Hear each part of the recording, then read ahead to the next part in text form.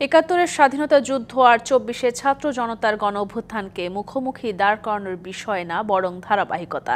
একথা বলেছেন ঢাকা বিশ্ববিদ্যালয়ের উপাচার্য ডক্টর নিয়াজ আহমদ খান।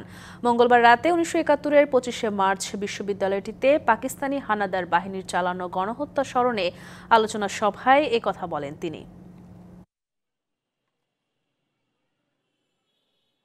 ২৫শে মার্চ গণহত্যা দিবসে ঢাকা বিশ্ববিদ্যালয় ক্যাম্পাসে কর্তৃপক্ষের আয়োজন মোমবাতি প্রজ্বালন ও আলোচনা সভা। এ সময় ১৯৭১ সালে ঢাকা বিশ্ববিদ্যালয়ে পাকিস্তানি হানাদার বাহিনীর হত্যাযজ্ঞের প্রামাণ্যচিত্র দেখানো হয়। অনুষ্ঠানে উপাচার্য বলেন, স্বাধীনতা যুদ্ধ আমাদের মেরুদণ্ড সোজা করে দাঁড়াতে শিখিয়েছে, আর এর ধারাবাহিকতা এসেছে ২৪-এর বৈষম্য বিরোধী বাংলাদেশের স্বপ্ন। স্মরণ করার বিষয় আছে, কৃতজ্ঞ থাকবার বিষয় আছে, হাত তুলে তাদের জন্য দোয়া জানাবার বিষয় আছে। এটি আমাদের জাতীয় দায়, এটি যেন আমরা ভুলে না যাই।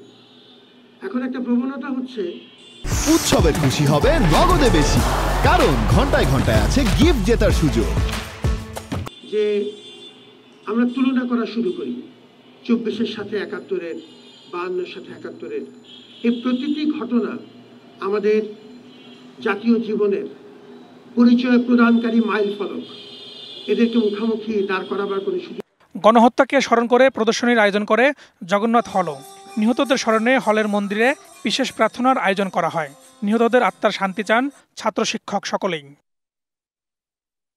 এদিকে ২৫শে মার্চ গণহত্যা দিবসে ঢাকা বিশ্ববিদ্যালয় সহ সারা দেশে রাত ১০টা ৩০ মিনিট থেকে ১০টা ৩১ মিনিট পর্যন্ত ১ মিনিট প্রতীকী ব্ল্যাকআউট পালন করা হয়।